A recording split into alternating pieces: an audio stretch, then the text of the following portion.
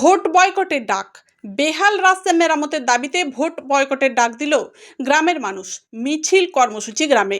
বেহাল রাস্তার দাবিতে ভোট বয়কটের ডাক দিল গ্রামের মানুষজন।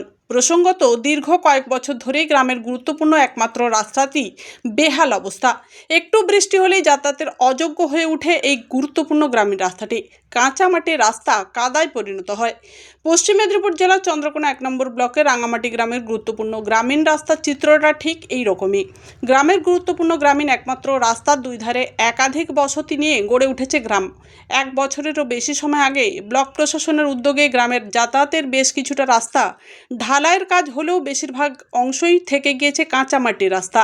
আর এই কাঁচা মাটির রাস্তায় বৃষ্টি হলেই যাতায়াতের জন্য দুশ্চিন্তার কারণ হয়ে ওঠে গ্রামবাসীদের। অনেক সময় আবার জুতো হাতে করেই গ্রামের মানুষজনকে রাস্তায় যাতায়াত করতে হয়।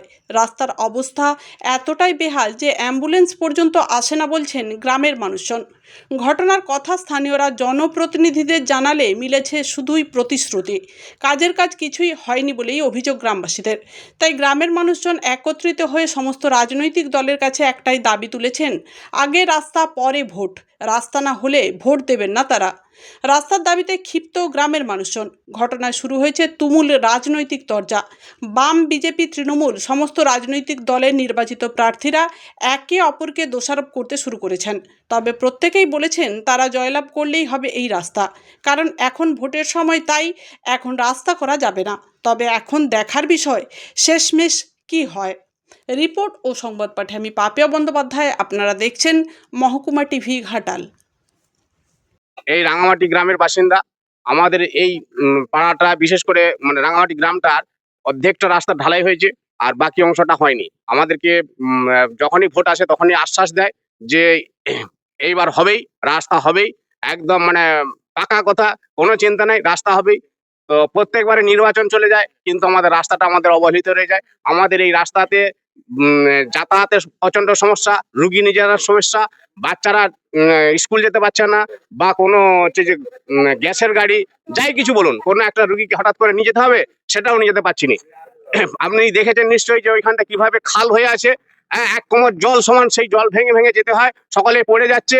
এই অবস্থায় আমরা চাইছি আগে আমাদের রাস্তা হোক, তারপর আমরা ভোট দেবো। আপনারা কি পুরো পাড়ার লোক একসঙ্গে? হ্যাঁ, আমরা সমস্ত পাড়া একসাথে সমবেত হবে। আমরা বলছি আমাদের আগে রাস্তা হোক, তারপরে ভোট।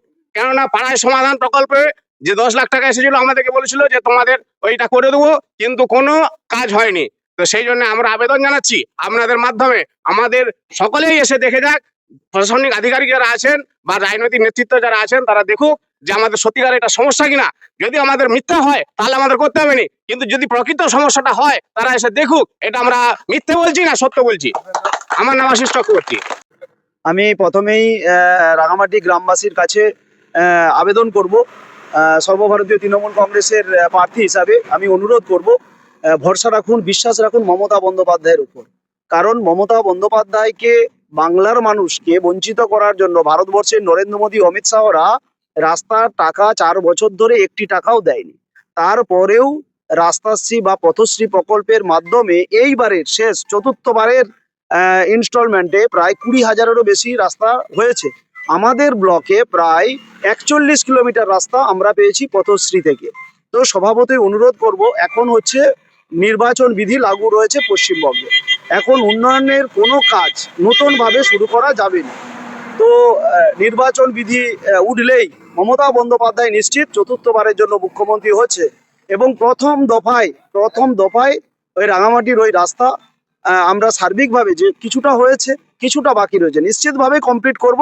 বিশ্বাস ভরসা রাখুন মমতা বন্দ্যোপাধ্যায়ের উপর। সিপিএম বিজেপি এটাকে হাতিয়ার করে দেখুন, সিপিএম বিজেপি কি করবে আমি জানি না। বিজেপি তো রাস্তার টাকা আটকে রেখেছে, তারা কি বলবে? আর সিপিএম এর করার মতো যোগ্যতা নেই, তাই এদেরকে বলে কিছু লাভ নেই। মিথ্যে প্রতিশ্রুতি দেওয়া ছাড়া আর কিছুই তাদের কাজ নেই, তারা করে না। হ্যাঁ, রাঙামাটির গ্রামবাসীদের সত্যি ওটা রাস্তাটা খুবই প্রয়োজন, তাদের দাবি সঠিক। এর জন্য বাঁচার জন্য, এই রাস্তা করার জন্য বামফ্রন্ট সরকারই তাদের একমাত্র উপায়ের পথ। মানুষকে সংঘবদ্ধ হয়ে এই পথে বেছে নিতে হবে, এই বামফ্রন্ট আসতে হবে এবং এই মার্ক্সবাদ বামফ্রন্টের পথে বেছে নিতে হবে এবং তাদেরকে সহযোগিতা করে ভোটে জিতিয়ে আনতে হবে। তৃণমূল কংগ্রেস এই 15 বছরে মানুষকে শুধু ধাপ্পাই দিয়েছে। আজকে 15 বছরের একটা সরকার থাকার পরও যদি তাদেরকে রাস্তার জন্য প্লাকার্ড হাতে ভোটের সময় পথে নামতে হয়, তাহলে এর থেকে লজ্জার কিছু হয় না। অবশ্য তৃণমূল কংগ্রেসের তো লাজ লজ্জা বলে কিছু বিষয় নেই, কিন্তু মানুষকে এটা বুঝতে হবে যে সাধারণ যে সমস্ত প্রয়োজন, একটা ভালো রাস্তা চলাচল করার জন্য উপযুক্ত একটা রাস্তার জন্যও যদি ভোটের সময় দাঁড়াতে হয়, তাহলে মানুষকে এটাই বলতে চাইছি আমি যে উন্নয়নের জন্য বিজেপিকেই দরকার। এবং শুধু এটা রাঙামাটি গ্রাম নয়, অনেক গ্রামেই আছে, আমি প্রচারে গিয়ে দেখতে পাচ্ছি সেখানে মানুষের চলাচলের জন্য উপযুক্ত রাস্তা নেই, জল নিকাশি ব্যবস্থা নেই। এই একদিনের বৃষ্টিতেই সেখানে কাদা প্যাচপ্যাচে হয়ে যাচ্ছে। আমার প্রচারেও আপনারা দেখেছেন সেই কাদা রাস্তার উপর দিয়ে